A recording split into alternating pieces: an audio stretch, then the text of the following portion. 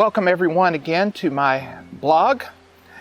I am here at the beautiful Swatara State Park in Pennsylvania, and I am on my way to a waterfall. I've never been to this waterfall before, so I'm going to be interested in seeing how it is. There is a historic cabin there as well. So thank you again for joining me on this journey, and I'll see you in a moment.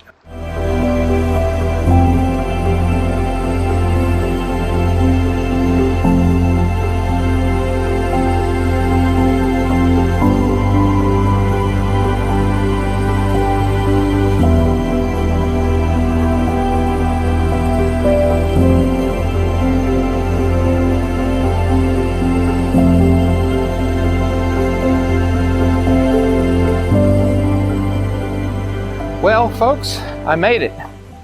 Welcome to Bordner Cabin and Acrigg Falls.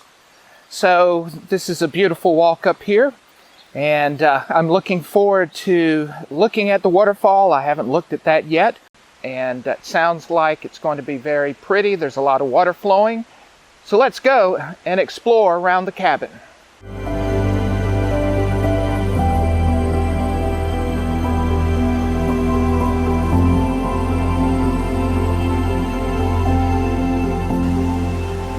Now, as I look at this waterfall, and it is definitely beautiful, it's going to be difficult to get a photograph of the entire waterfall because it's so tall and it just doesn't come down in a straight sort of drop or cascade. I just talked with someone who is a local person, and there was a huge flood here. And in fact, he said that some of the boulders down here in the lower part weren't even here. And some of the clear spot up there you couldn't see. So it's amazing what water can do and the damage that it can cause and how much strength it has to move things around.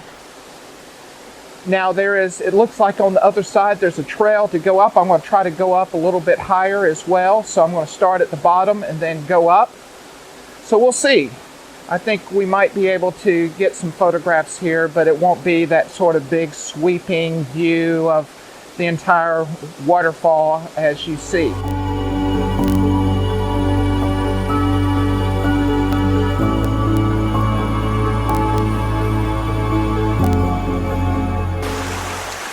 So what I'm going to demonstrate now is I've got my shutter speed at 1/60th of a second.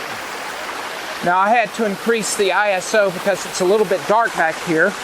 But I'm going to take this photograph just to demonstrate that if you have a faster shutter speed, what will happen.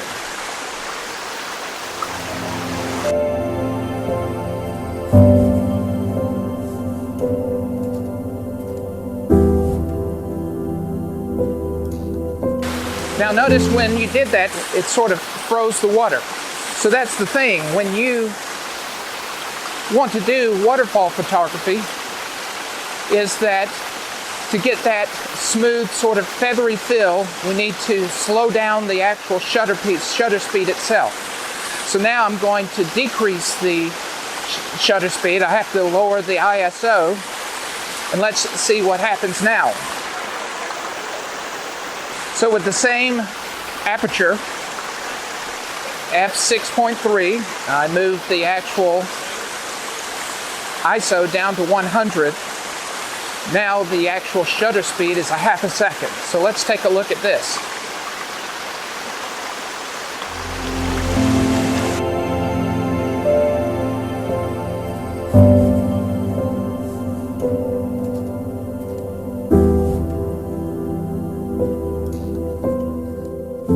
Now you see how feathery that is?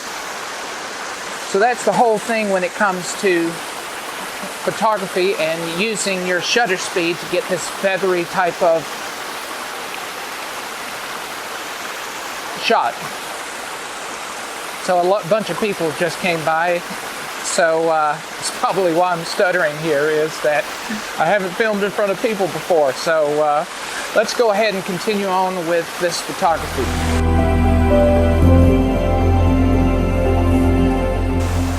For my second shot, I've moved up the river a little bit, And I've got some nice cascades that sort of go up to the top of the waterfall. They're really, really nice. I do have a problem though, in that it is in the middle of the day and I've got some bright specular highlights that are shining in the water. I do have a neutral, a polarizer on. I don't know if that will help or if I've got to put on an ND filter. We'll see. But I'm going to try to do it without an ND filter. Right at the moment I have at ISO 100 at f11 and a half a second. So we'll see. If I have to underexpose to get rid of that and then sort of blend, I will. So we'll see how this goes. It is absolutely beautiful here. Absolutely beautiful.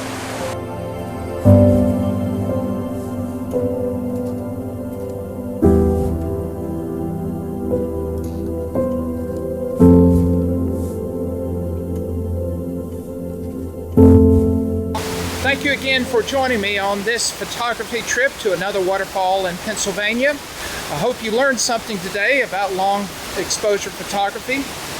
It has been a blast. It is just absolutely beautiful here, and it was a real challenge because this waterfall, there aren't any just straightforward photographs, so it was great to be able to just think about composition.